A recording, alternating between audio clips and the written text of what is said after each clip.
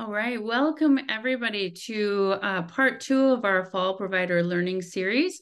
We are so excited you are here, and we are thrilled to be hearing from our Director of School Psychology, Social Work, and Special Education, Taylor. So we're very excited to see her. For those of you who are new to us and joining us today outside of our parallel team, welcome. We're excited you are here as well. And we just want you to know that we are hiring, and we will talk a little bit more about that at the end of the webinar. In addition, if you have any questions during the webinar, please go ahead and put those into the chat, and we'll have a short Q&A at the end. And then one other thing, we will have a raffle at the end of the webinar today, so please stay on to the very end and we'll announce the winner. So with that, we'll go ahead and get started and start off with our Hearts Behind the Mission video.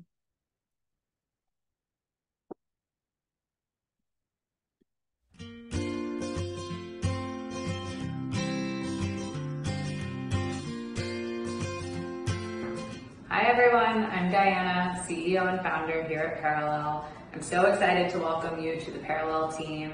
It's such an honor to be able to work with each and every one of you. For a bit of context, for those of you who don't know, I started Parallel about 3 years ago, very much driven from my own experience growing up with learning and thinking challenges. I was diagnosed with dyslexia and ADHD, so I fall very squarely into the population of students we now work with here at Parallel. It is such an honor to be able to work each day to ultimately make students' reality better and set them up for success both in the classroom and outside of the classroom in life. And I'm so thrilled to have each and every one of you helping me on that journey.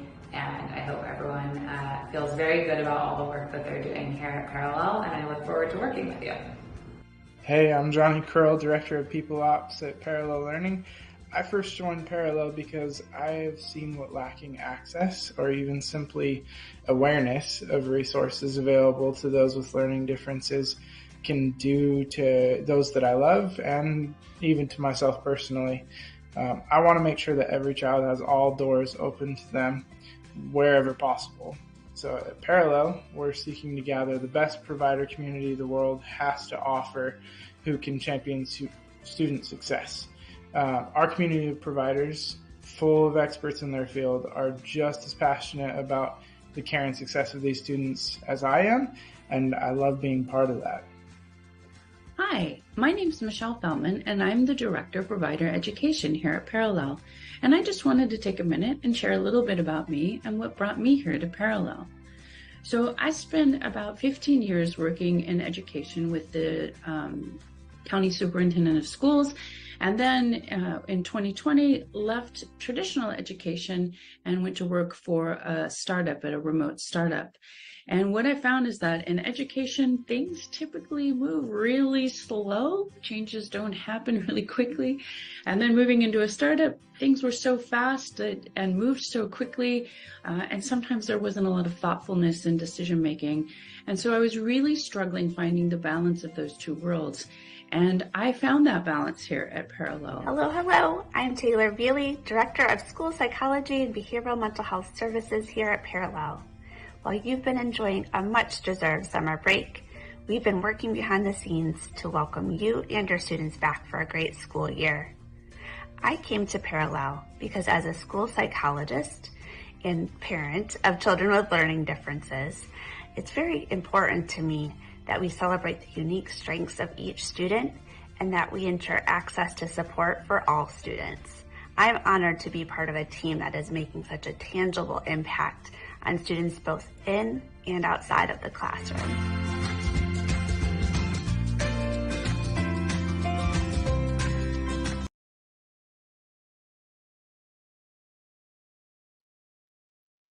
All right, thank you so much.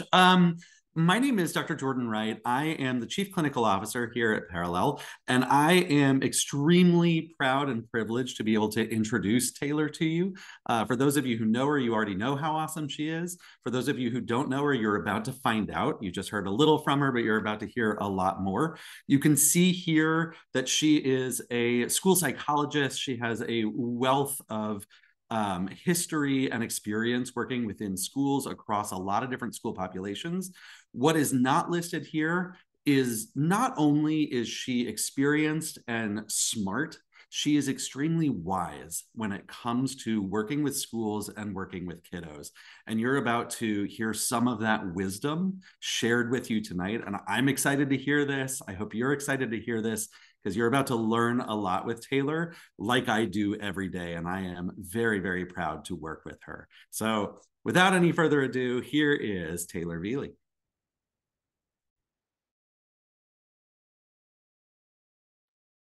Well, my goodness, thank you, Dr. Jordan, for that introduction. That is so kind. It just gives me a little chills. Yes, I am Taylor Veely. I've worked with many of our parallel providers, and I'm so excited to have others joining us today. We are talking about collaborative consultation and best practices. And the reason that I picked this topic is because this is not something that came easily to me. Even in my early years in education, in my current role, it's something that I continually reflect on and have given a lot of thought and attention to. And it's a big deal because of those personal factors and the self-awareness that we have. We bring that wherever we go and how we show up for our students and our teams.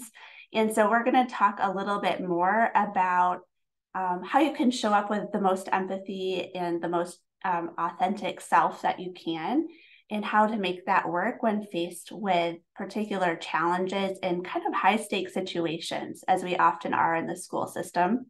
So first objective is that we're just going to talk a little bit about the importance of collaborative consultation within school teams. I'm sure most of our attendees are well versed in this and they're living this day in and day out. We're going to explore a couple of different problem solving approaches to consultation.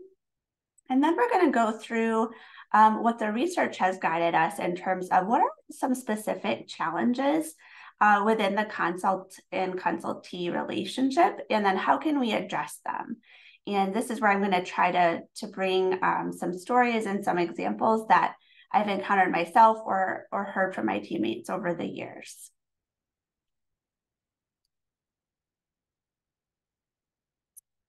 Here's our agenda for the day. And as Michelle mentioned, please give lots of questions.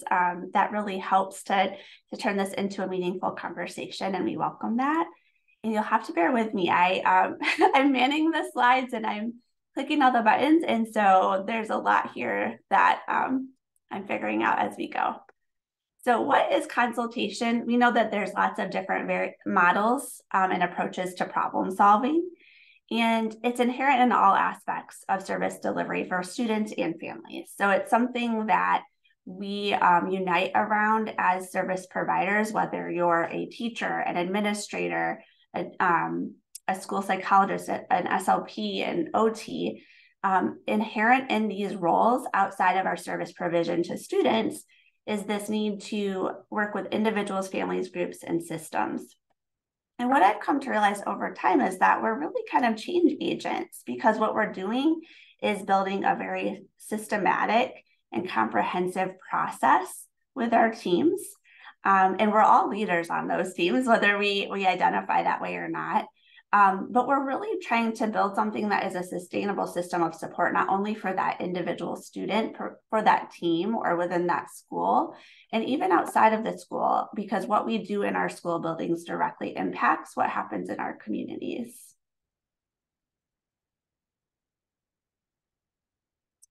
So consultation has a lot of pieces.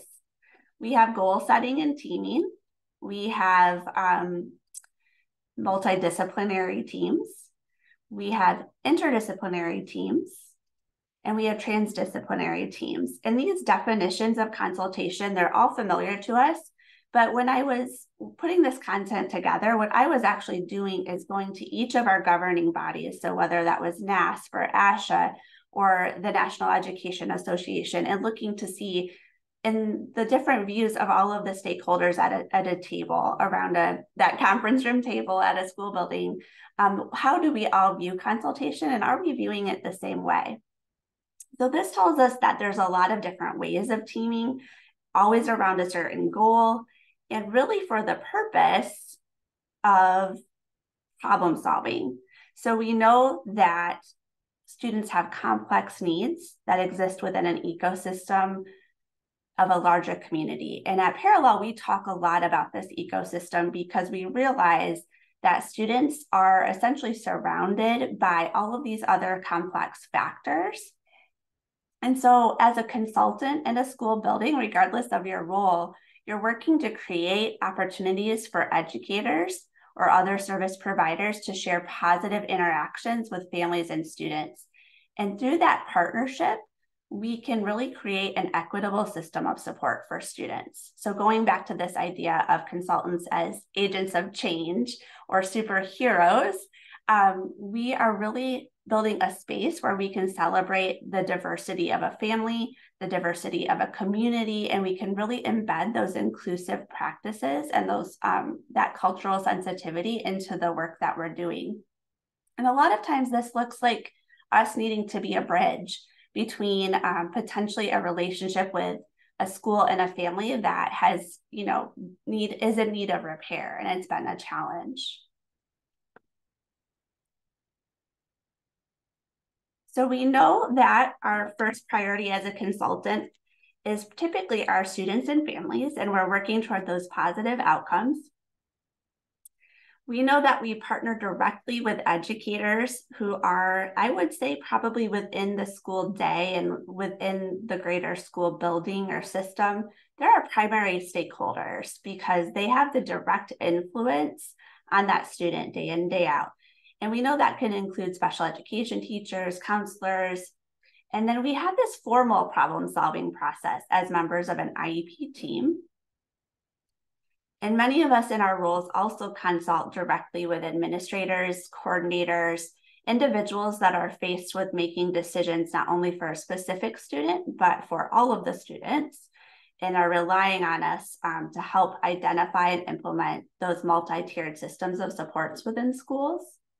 And then we're also really working with community-based agencies and community-based providers, whether that is a therapist that the student is seeing, or this, I know I've worked with some families who are involved with refugee relief agencies, or even a coach or a mentor, someone that's important and is a system of support that exists for the student outside of their school day. We're really kind of the common thread between all of these different stakeholders. And it's really upon us to bring them all together. No pressure, but it is a big part of our role. And I think it's one that we all take very seriously. So the goals of our collaborative consultation are primarily to solve problems. And we're looking to give those positive outcomes for the student and the consultee being anyone that is involved in this process, anyone who's a stakeholder. And we're trying to ensure that student success in the least restrictive environment.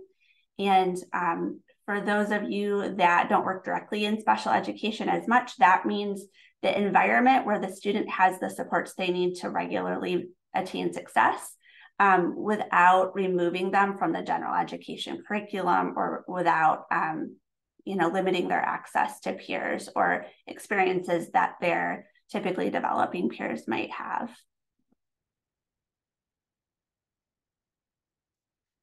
I think we all know why consultation is so important, but a couple of things to highlight here is that it's part of a school process. There's a lot of formal processes that are required as part of the way that we do business in schools, whether it's eligibility decisions, IEP development, child find, and working on implementation, intervention planning. But it's really a little bit more than that. It's really about connection. And I know as a parent and also an educator, and I think many of us would identify with this, especially over the last couple of years, teaching and parenting can be a really isolating profession. And a lot of the teachers, I was reading a study that they surveyed all of the teachers that have left the teaching profession in the last, I think it was 3 to 5 years. And they all cited this as one of their primary reasons for leaving. They felt isolated and they felt that they lacked the support that they needed to be successful. And so that's where coming in and guiding and putting together a cohesive team that has a lot of power, and it has an ability to create a sustainable system of support, not just for the student, but for all of those teachers and educators and counselors and administrators too, that are dealing with some really difficult things day in and day out. And lastly, we're always focused on improving student outcomes, whatever that looks like for that individual student. What does effective consultation look like? So the research tells us, I did a good old deep dive into some literature review. This comes from a dissertation-based study in 2018, where they interviewed a lot of different stakeholders within a large school district around what does it look like when you have worked with a consultant and how has that been effective. Some common characteristics were that the consultant really took their time. They didn't make people feel rushed or focus on how busy they were, what else they needed to get to. They had a presence. So the consultees, the teachers, administrators felt like this person was available to them and was like really invested in what was about to happen. And they really went a long way to support parent and teacher relationships specifically. So increasing those opportunities for positive interaction. And that can be hard. And it's even harder when it's a challenging situation, when a student has significant behavioral challenges or communication difficulties, and that presents a barrier to having those positive experiences together. So an effective consultant also possesses this objective expertise and maybe can bring new insight to the team, but more than having years of service or specific expertise, an effective consultant was also able to communicate that effectively to other team members and kind of bring them along with them on that journey. And then consultants were effective when they were emotionally supportive throughout the problem-solving process. And again, that goes back to that realization that it can often be isolating to deal with some of these situations or just the profession in general. And so having a person that you can be vulnerable with and that has empathy and compassion for the situation or the problem can really go a long way.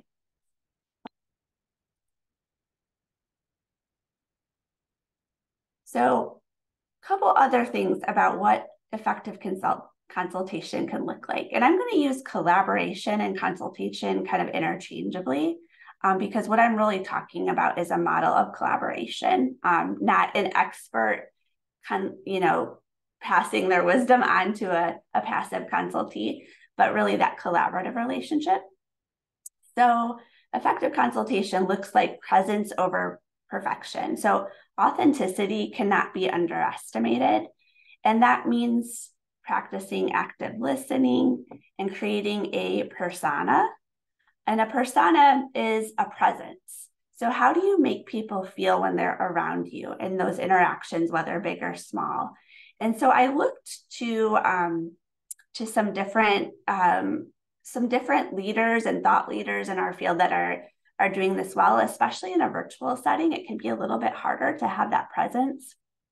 So you can do that by creating immediacy, increasing receptivity, building composure. And what this looks like is showing up with your full self, feeling comfortable sharing emotions, sharing ideas, creating a non-judgmental space. It also means being aware of your verbal and nonverbal communication, especially in a remote setting. Just the way that you sit, how you lean in your chair, looking at the camera, then looking off camera periodically. It means mirroring the body language of those across from you, whether they're sitting directly across from you or you're in a room full of wonderful people working toward a solution. It also means being curious. So I find this to be one of the most helpful things, is especially when things feel tense, going back to that question of, I wonder why this is like this? Or could we look at this a different way? Bringing that curiosity to the forefront can kind of neutralize some of those feelings of defensiveness that we might feel or our team members might be feeling.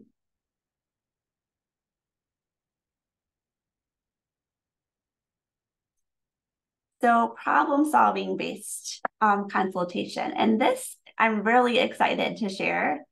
So this is a specific model of problem solving.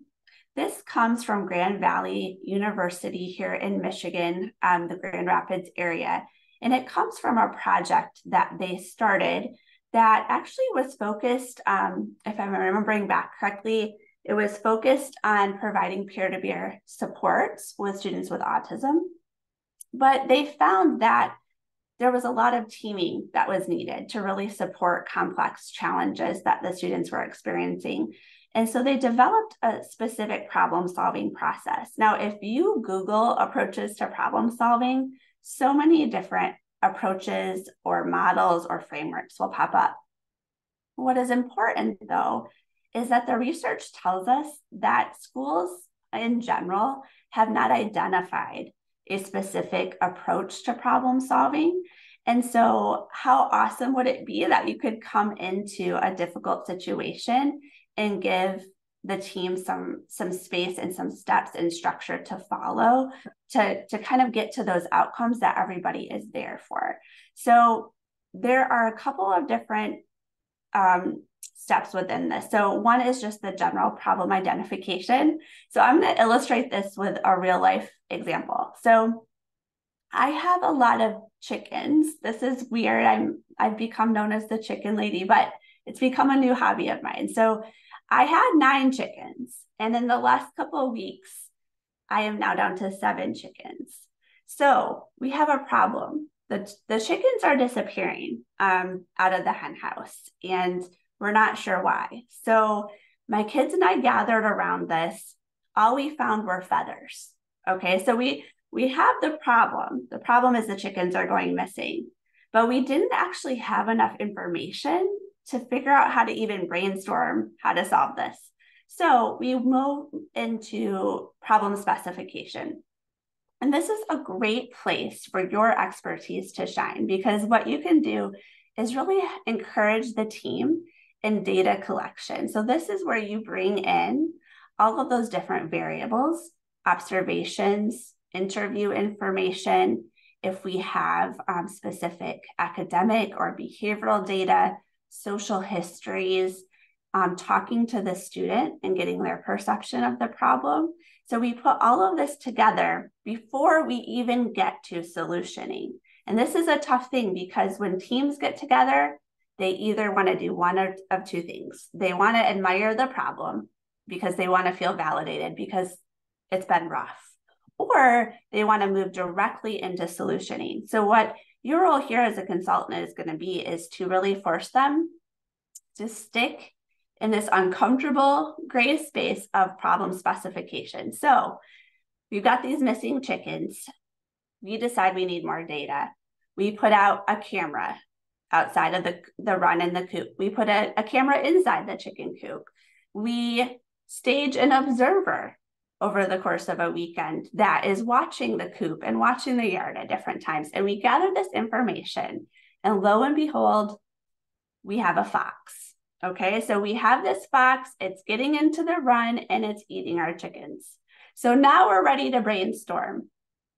All ideas are good ideas.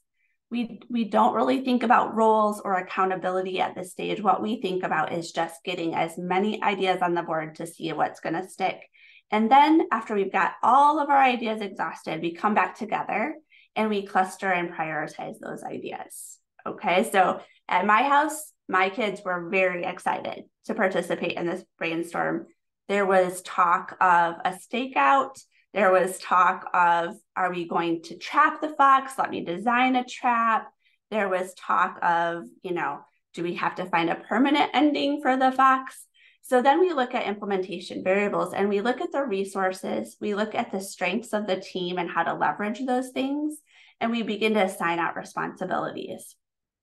So you can see that this takes us through that same process of solutioning, but it gives us a way to put an immediate plan in action that everyone had input to it in the development stage. And that's really important. Without everybody feeling like they can have equal input, you're not going to get that consensus and buy-in that you need to really move things forward. So that is one approach to problem solving. Let's see if we can identify another approach. So this is called the double diamond framework. And I have recently fallen in love with this graphic because I love the way that it breaks out this awareness of problem identification and specification from the impact we want to have. And it's looking for us to develop a way to have a measurable result. So this model comes from actually like product and innovation design. And in full disclosure, my partner is a product designer, a product lead. And this is a framework that he and his teams very frequently use. And I think the really cool thing about it is that it can easily be applied to what we do in schools. So the process here is that we're going to discover. So we're going to speak and spend time with those that are most affected by the issue. So a lot of times we jump immediately to this idea that the problem or the concern lies within the child.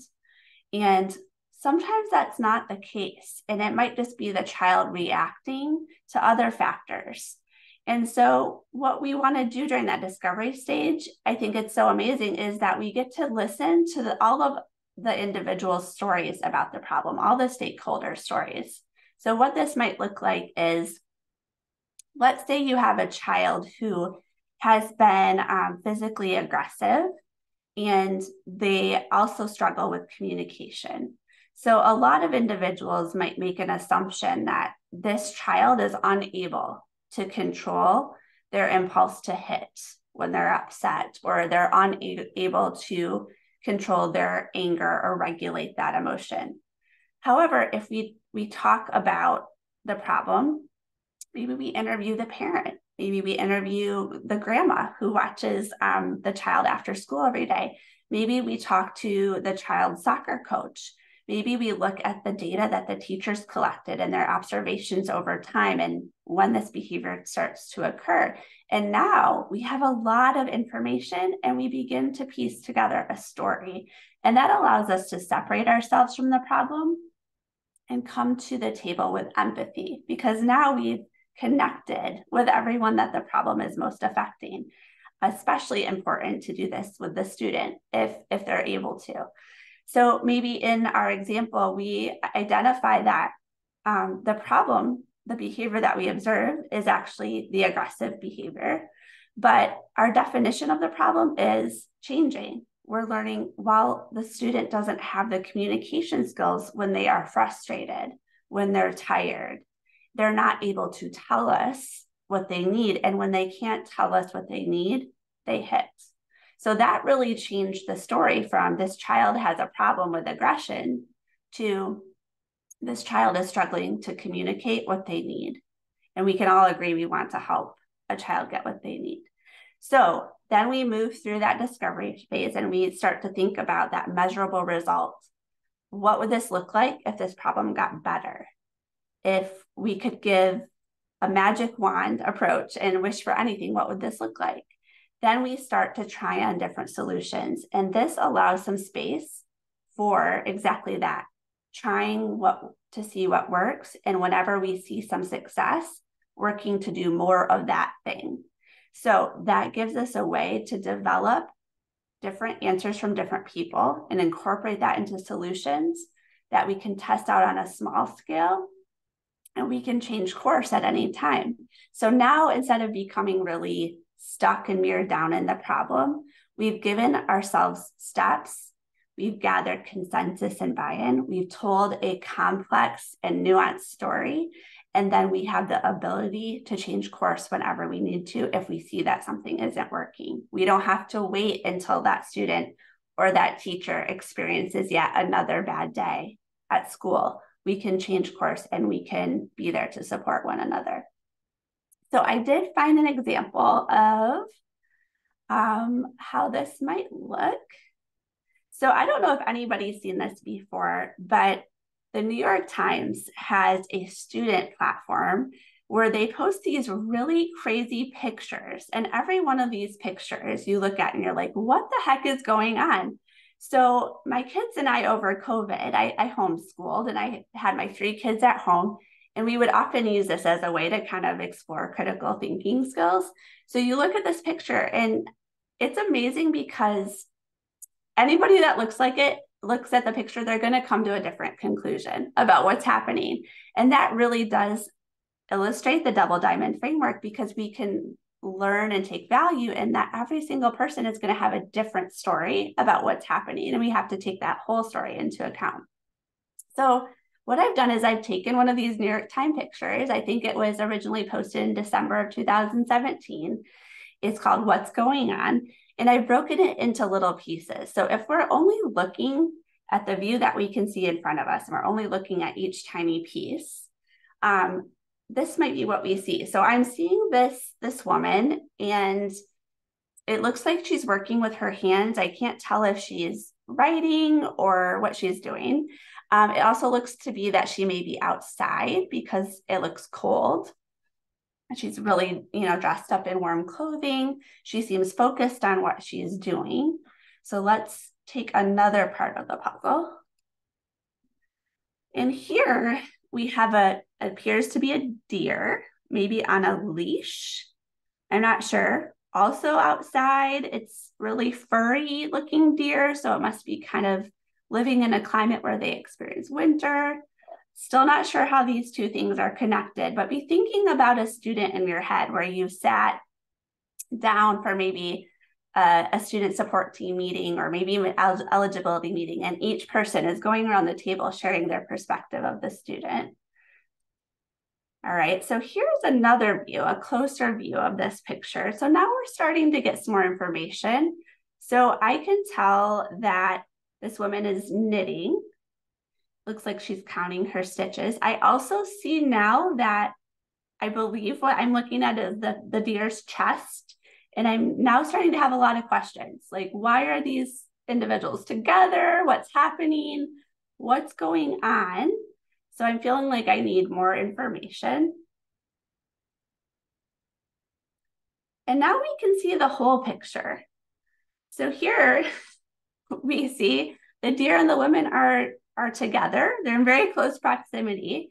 And it's hard to say what is happening in this picture. And I think every person could look at this and kind of come to a different conclusion or have different questions. So I'm looking at this and I'm thinking, okay, I think this woman is maybe traveling outdoors with her pet deer and they like to be near one another. Someone else could look at this and say, this leash of this deer is being held by some other passenger or person that's nearby, and this woman is avoiding eye contact because the deer is staring at her intently and she's not sure why it's there, so she's just going to stick with her knitting. Other people might look at this picture and think, okay, this is not right. A deer shouldn't be on a leash. A deer shouldn't be in a city. What is happening here? I'm going to contact my local animal rights activist group. So everyone might look at this differently, but if we look back to the double diamond framework, it gives us a way to look at the problem together and to come to a common understanding of what might be going on in this picture.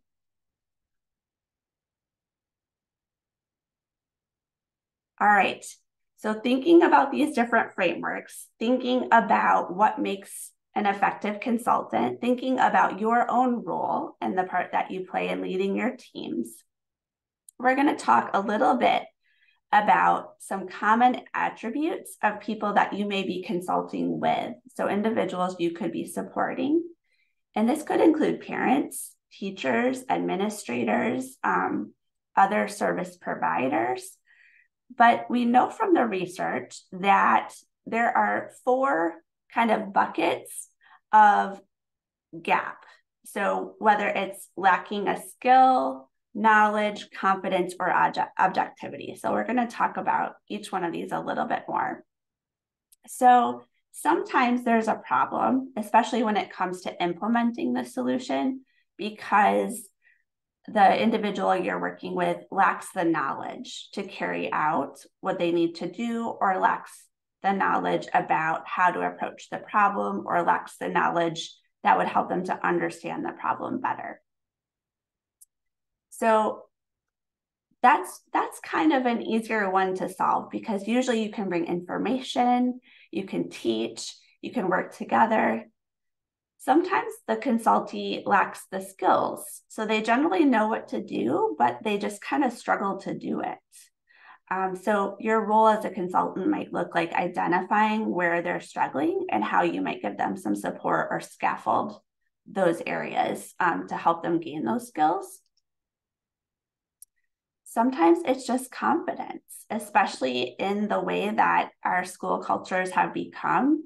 It becomes dangerous to make mistakes or admit mistakes. And so sometimes you'll work with a teacher that has probably tried a lot of different things and they haven't worked, and they just don't know what to do next. And so they're really lacking that confidence to even attempt another solution or attempt another strategy.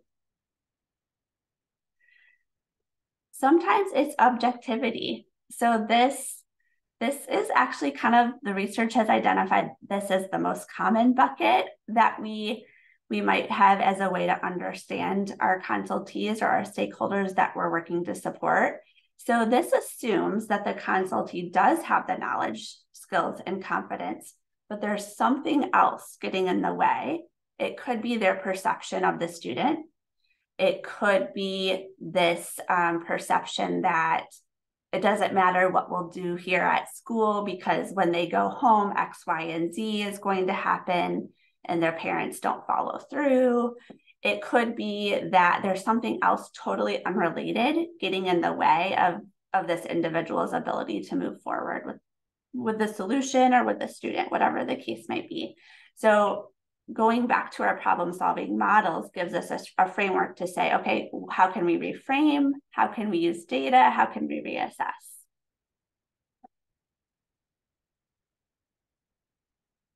All right, so now we're going to get into the nitty-gritty of challenges. So I have found this to be one of the most difficult challenges for myself to overcome, is when teammates perceive that the student's challenges are inherent to the student themselves, or are some sort of attribute of the family or the broader culture that the student exists within. This just gets me right up on my soapbox. And certainly earlier on in my career, I found this really challenging. This became a blocker for me because my perception then was that they didn't want to see the student succeed. And that was really difficult for me. So I'm going to propose a couple ideas, and many of you might have other, even better ideas. But what I think can really help is this idea of motivational interviewing, because we know that all humans make assumptions and everything is based on perception. And we also know that perception is really easily influenced to change. So motivational interviewing techniques, there's a whole body of literature, lots of resources about this out there, but it really focuses on asking those open-ended questions, affirming the way that the consultee feels or thinks, reflecting statements in your listening, and summarizing. So what we want to focus in on here is creating that connection. So this opportunity for conversation to find those little tiny windows where we can help the consultee see that there could be a willingness to change or an openness to change. And we can learn a lot about what is motivating or what feels good or what feels bad to the people that we're working with by using those techniques. So handy phrases you might want to use. This is, a go-to one. I feel like kind of a cliche psychologist when I say this, but it sounds like you, and then restating what has been shared with you. How would you like things to be different? What do you want to do next? Which can really help to drive it forward. Some affirming responses would be, I appreciate that you. So I appreciate that you are taking the time to meet with me. I know this is hard to talk about. If I were faced with that problem, I don't know if I could have handled it so well. So really validating and affirming all of the efforts of the person you're speaking to. And also at the end of those conversations, summarizing. So paraphrasing main ideas, reflecting on the pain points that they've mentioned and kind of calling them out. Sometimes I've noticed people aren't even aware of what is most difficult for them. So just giving some language to that and really calling that out can be really affirming and can really build that connection and trust between the two of you. And then always asking if there's anything that hasn't been shared or that you should have asked but didn't. And you'll often be surprised at how people will answer that question. So, common challenge, and this comes directly from the research, acceptance of the consultant. So not all teammates really get what you do or how you can help. And I have a very specific example to share with this. I was asked by a principal to consult with a teacher who was struggling with a couple of students with some really significant challenges in her classroom. The thing that principal failed to mention to me was that he had not told the teacher that he had asked me to consult with her, and she had not asked him for any help. So what do? I just gather up all of my colored flare pens and my notebook, and I just, march straight down to that teacher's room because I'm going to save the day and I'm going to help this teacher with all of the problems, and we're going to get this solved and probably knocked out by 4 o'clock, and it's going to be great. And what I learned very quickly is that you first have to have that acceptance of being receptive to help and knowing how you can help, and that you can't tell someone how you can help. You actually have to show them. So a couple of suggestions I would have is just to be specific. Say, Mr. Ludwig, he asked me to come down. He wondered if there was anything that I could do. I know you've been having a really hard time with, or I know this student's been having a really hard time lately. Is there anything I can help you with? And being very, very specific about that. And then also kind of having a personal mission statement tucked in your back pocket. I know that's kind of like a millennial thing to say, but I was listening to a TEDx talk recently by Marco Salazar, and this goes back to that idea of creating a persona, especially in a world where you might be delivering services virtually. So have a very short statement, maybe 2 or 3 sentences that really capture who you are and the impact that you want to have. So you could say, I'm a school psychologist. What I really love is figuring out how to address really challenging behaviors. It's totally my jam. Here's what I'm thinking. I can be available to help you with X, Y, and Z. What do you think? And that coming at it that way, you're coming as a support and not someone to judge, really can kind of change the tone of the conversation. This is a challenge I don't think we have to talk a lot about because I know we've all experienced it very much firsthand. But schools are experts in making do with very little. And that means little time, few resources, not a lot of materials, not a lot of extra support, not a lot of extra hands where they're needed. So suggestions are just use that to foster your empathy, but realize that you're walking into situations where people often already feel really overstretched. So I love the KISS acronym, which is Keep It Simple, Stupid. I had a wonderful professor that always repeated that. It's really stuck in my brain. The research suggests that having just 15-minute consultation sessions tends to work best.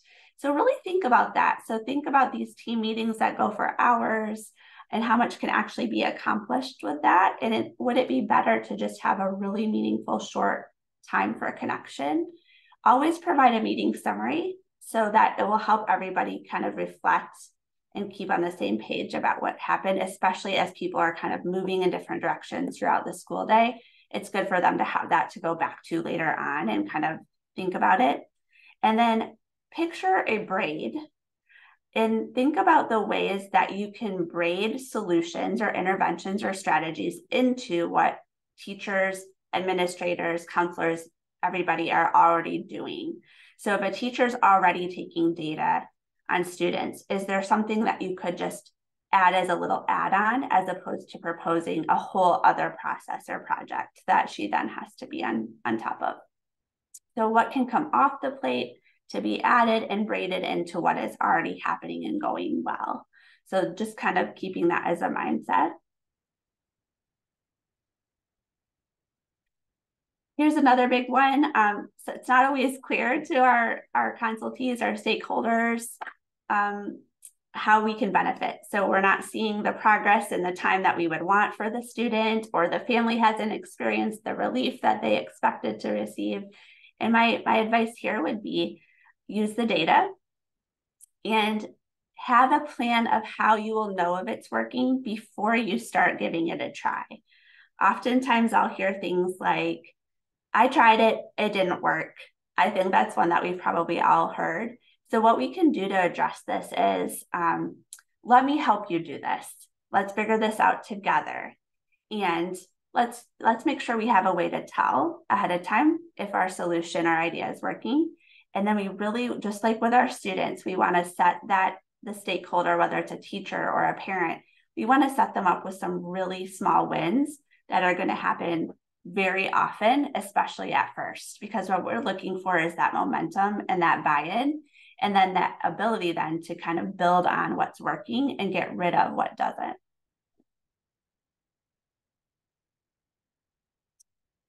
Other common challenges are ownership. So sometimes you'll be working with a large team and it's kind of unclear as to who owns the student outcomes. We're going to talk a little bit more about this in a coming slide. Always having written records, identifying stakeholders, making sure that you're getting the story from the right people. And then feedback. And I do want to spend just a little bit of time talking about this. So the literature review suggests that teachers especially, and I would say parents as well, tend to be really sensitive to feedback. And this makes complete sense because they are deeply invested in their student success. And they feel like they're at fault if the student is experiencing challenges or is struggling, especially if there's not already a strong relationship between the caregivers of that student and the teacher or the broader team.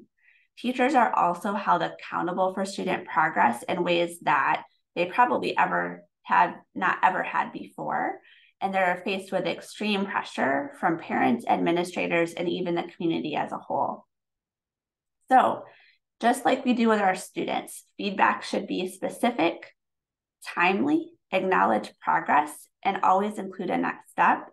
And this is an idea that I actually have this on a Post-it and I keep it on my desk. Be hard on ideas and soft on people.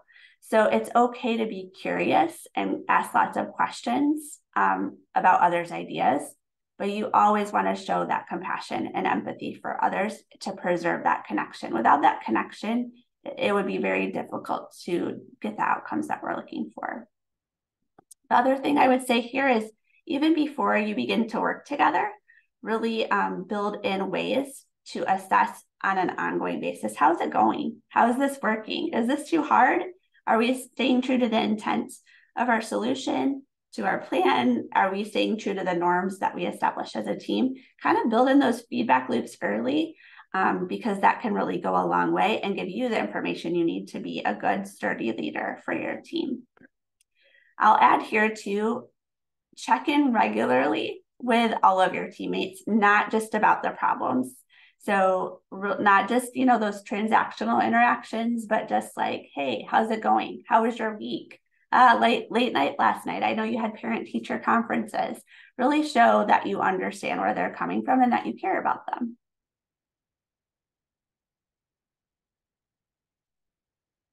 All right, there's lots of good ways to build trust. Here is one of the helpful acronyms for this, because Lord knows we love an acronym. So we have facilitate. When there's resistance, we can think of facilitate, which means facilitate assist. So guide thinking, help plan, give tools, resources, over communicate your support and ideas. And I would add to this is always do what you say you're going to do and be sure to communicate that, especially if you're working in a virtual setting. You often need to over communicate your intent and then give lots of progress updates on what you've done and how you've followed through. Going back to that connection, interpersonally relate, empathy, live in their shoes, inquire, have that curiosity, teach, be willing to be the teacher, even if it's something you don't feel entirely comfortable with yourself, be willing to put yourself out there and guide and model and support. Acknowledge when there's multiple viewpoints, when there's conflict, let that be okay on your teams. Tolerate multiple viewpoints, and then make sure to regularly evaluate collaborative efforts. And a lot of times the outcome will come later, but if the effort is there, if you have that collaboration, that needs to be celebrated. All right, so there's a couple tools here to build trust I wanted to give you. So I did include a link to the meeting mechanics manual resource, and that does come out of Grand Valley. Great resource if it's something that you kind of want to even try out with your teams, or maybe you have a big problem-solving meeting coming up and you might have some buy-in to try something new. We have another acronym. This comes from Brene Brown in her recent book, Dare to Lead.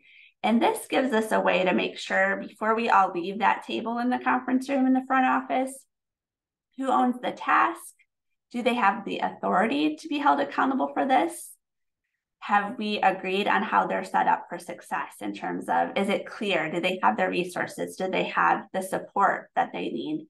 And then do we have kind of like a checklist or some sort of running record of what needs to happen in order to meet our shared goals?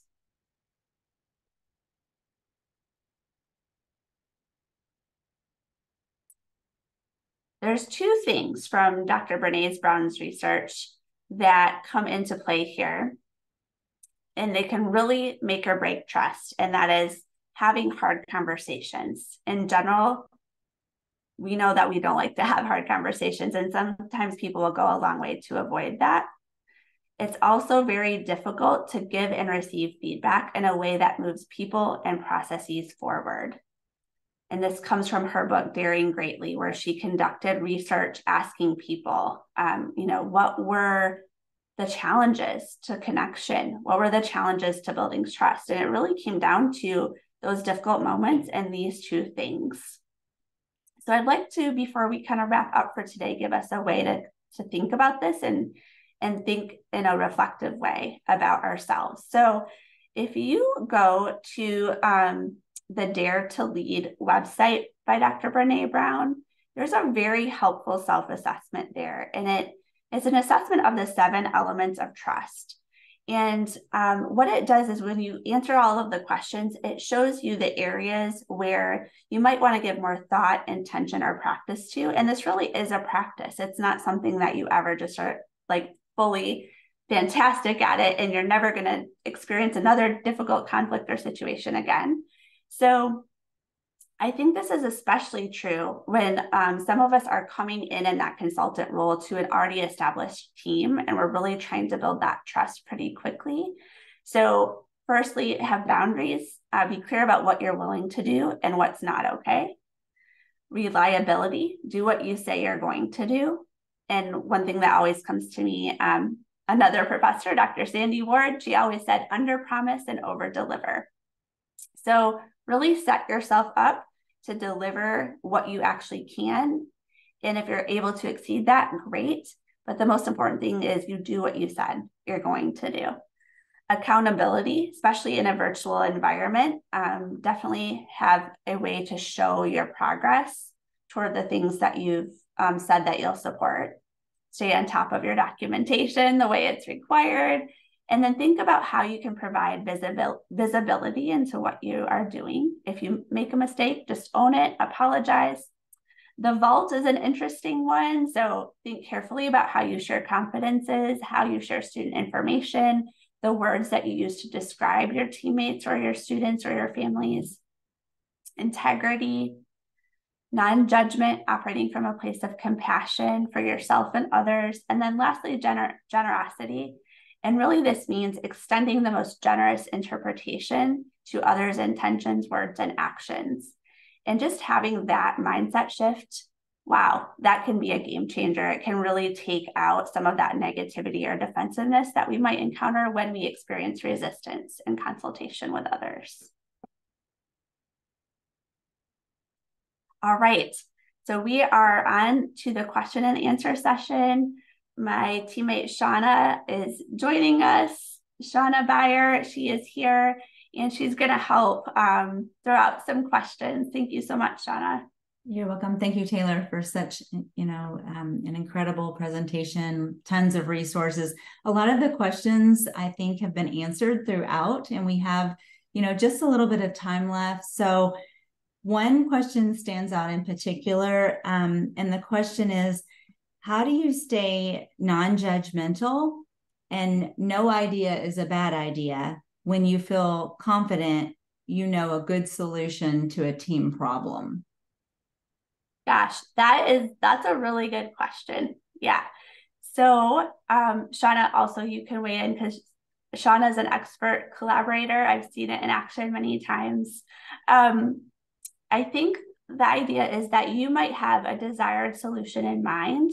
So then your challenge is, how can you weave that into the story? How can you connect to all of those people that are experiencing the results of this problem? And really, how can you use that connection to help them understand why your solution would be a good one, right? So it's going to be not a quick forward movement. It's going to be building over time to where it's like, okay, have you thought about this way? Or what if we could try a piece of the solution that you have in the back of your mind? How can you take little baby steps and really set it up so that the team is experiencing really quick, small wins so that they'll be more likely then to buy into the next part of the solution? Yeah, and I agree with all of that. And just being a good listener and respecting others' ideas and, and really just openly discuss the implications of, if you go one direction, what will be the result? And I think we deal with that every day, in life as providers. So thank you. One last question, and then we'll be wrapping up. And it's really related to, the virtual environment.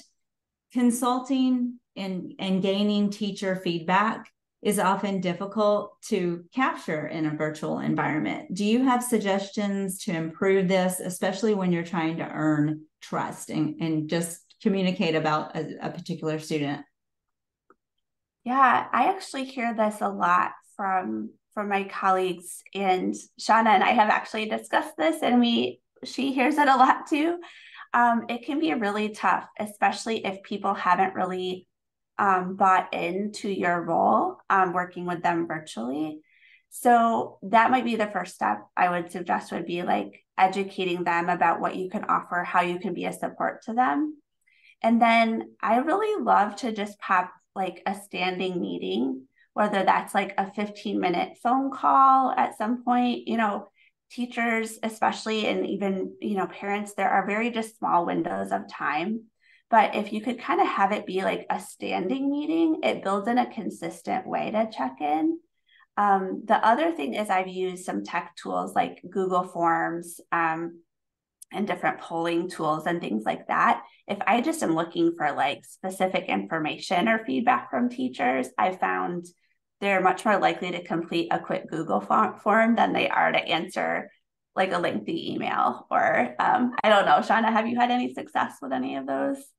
Definitely. I think it's just finding out what is the best way that the preferred way that the teacher, has. We actually have forms that we use in parallel that we can, send out regarding interview questions. And then those, I think teachers have appreciated those, and then they sync up with, our system and, and giving us information for our assessments.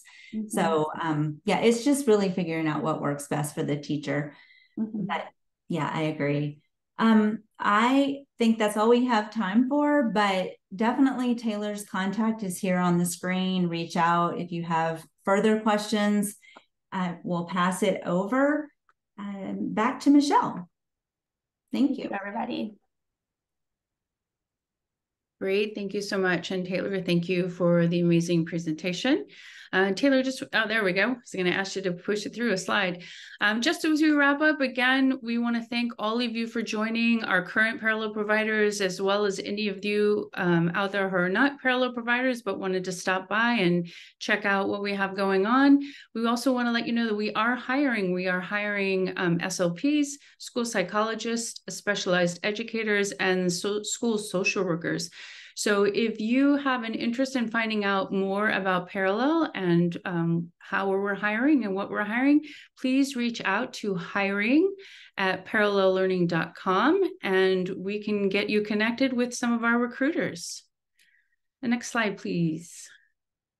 And then finally, if you are a parallel provider and you have somebody that you know in your network that you would love to refer to Parallel, we do give a $500 bonus for any full-time hires that come on with Parallel and a $200 bonus for any part-time or contract workers.